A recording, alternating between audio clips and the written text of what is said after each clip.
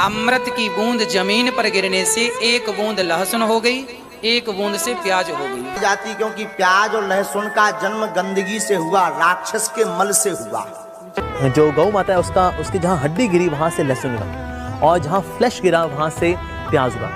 तो इसलिए शास्त्रों के अनुसार प्याज की उत्पत्ति कुत्ते के अंडकोश से है। अब ये सब सुनकर आप प्याज और लहसुन से नफरत मत कर लेना, क्योंकि प्राचीन काल से लहसुन और प्याज को औषधीय पौधा माना जाता है और इनका नियमित सेवन आपके अंदर हृदय संबंधी रोग और कैंसर जैसी भयानक बीमारी के जोखिम को भी कम करता है। पर पूछे प्याज लहसुन क्यों नहीं खाने चाहिए? बोले आसमान में गधा रहता है, उस गधे ने ऊपर से टट्टी करी तो उसमें से नीचे लहसुन पैदा हो गया, तो इसलिए लहसुन नहीं खाना चाहिए। अब ये जवाब है, ऐसे ही तो होते हैं जवाब हमारे, और कैसे होते हैं? पापा आप रोज ऑफिस क्यों जाते हो? बेटा समथिंग नहीं, और बताओ। तीसरे सवाल तक आते आते पिताजी गाड़ी में बैठ के जा चुके। इतना उनको पता होता कि वो रोज ऑफिस क्यों जाते हैं, तो ये नुन्नू पैदा ही नहीं हुआ होता। जिस तरीके से वो ऑफिस जाते हैं अंधकार में, उसी अंधकार में नुन्नू भी पैदा हुआ था। तो नुन्नू को क्या समझाएं कि ऑफिस क्यों जाते हैं? कुछ नहीं पता उनको। डर ज्ञान का दुश्मन है और ज्ञान के बिना सुख नहीं हो सकता। अमृत की बूंद जमीन पर गिरने से एक बूंद लहसुन हो गई, एक बूंद से प्याज हो गई। तो रुको जरा, सब्र करो। प्याज और लहसुन इसलिए नहीं पाई जाती क्योंकि प्याज और लहसुन का जन्म गंदगी से हुआ, राक्षस के मल से हुआ। साथ ही कंब रामायण के अंदर एक लीला आती है, समुद्र मंथन की लीला। अब समुद्र मंथन की जो लीला हुई तो आप सब जानते हैं कि समुद्र मंथन हुआ तो उसमें से कई चीजें निकली, तो उसमें से अमृत भी निकला। अमृत निकला तो भगवान विष्णु जो कि मोहिनी मूर्ति के रूप में वहां पर उपस्थित थे, उन्होंने देवी देवताओं को अमृत पिलाना शुरू किया। अब जब वो अमृत पिला रहे थे तो राहु ने देखा, अरे ये तो मोहिनी मूर्ति तो विष्णु ही है। तो वो चुपके से जा करके रूप बदल करके उसके जाके बैठ गया। तो सूर्य और चंद्र ने देख लिया, कहते अरे ये तो राक्षस है, ये तो राहु केतु। अरे तो बता दिया भगवान को, भगवान आप जिसको पिला रहे हैं ना अमृत, वो असल में वो राक्षस है जो यहाँ के मिला हुआ है। पर अभी उसका अमृत अभी अंदर यहाँ तक गया ही था, भगवान ने तुरंत सुदर्शन चक्र निकाला और उसका गला काट दिया। जब उसका गला कटा तो जहाँ पर हड्डी गिरी वहाँ से लहसुन उगा और जहाँ मांसपेशियाँ गिरी वहाँ से प्याज उगा। तो इस प्रकार से प्याज और लहसुन की उत्पत्ति जो है वो एक राक्षस से हुई है। लेकिन क्योंकि अमृत के टच में आ करके हुआ ऐसा, इसीलिए कुछ हेल्थ बेनिफिट्स भी मिलते हैं उसके अंदर। लेकिन क्योंकि है तो वो राक्षस का, तो गौ माता है उसका, उसकी जहाँ हड्डी गिरी वहाँ से लहसुन उगा और जहाँ फ्लैश गिरा वहाँ से प्याज उगा। तो इसलिए अगर हम प्याज लहसुन खा रहे हैं तो बेसिकली हम गौ माता की हड्डी और मांस खा रहे हैं। ये भगवान क्या जुल्म है। क्योंकि शास्त्रों के अनुसार प्याज की उत्पत्ति कुत्ते के अंडकोश से है। मर्यादा रखिए, थोड़ी मर्यादा रखिए। और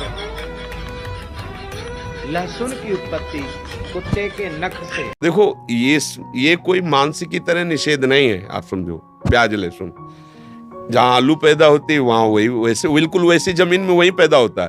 बस इसका असर क्या है, ये तमोगुणी है।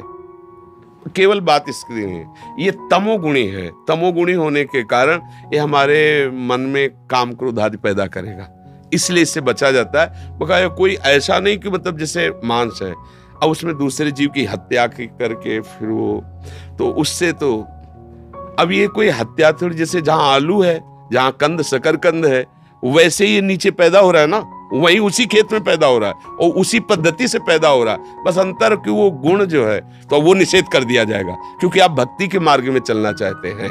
तो इसलिए प्याज लहसुन कोई ऐसा नहीं कि अरे प्याज लहसुन, ऐसा नहीं है। वो इसलिए है कि तुम्हारी बुद्धि में वो तमोगुण पैदा कर देगा, इसलिए मना है। आप कहते हो कि प्याज और लहसुन का त्याग कर दें, हाँ। तो इसमें दोष का है? हमें ये नहीं समझ में आया अभी तक कि प्याज और लहसुन में दोष का है। वो जमीन में उगता है, जैसे आलू उगते हैं, मूली उगता है, वैसे ही। तो हमारे जो भाव दूर करें। बहुत सुंदर। लो अब तुम माइक पकड़े रहियो अवनाई में। प्याज और लहसुन इसीलिए नहीं पाई जाती, बहुत सुंदर प्रश्न है। पहले नंबर तो इन्हें ताली बजा के धन्यवाद दो। प्याज और लहसुन इसलिए नहीं पाई जाती क्योंकि प्याज और लहसुन का जन्म गंदगी से हुआ, राक्षस के मल से हुआ। इसलिए वो गंद, उससे दुर्गंध बहुत आती है।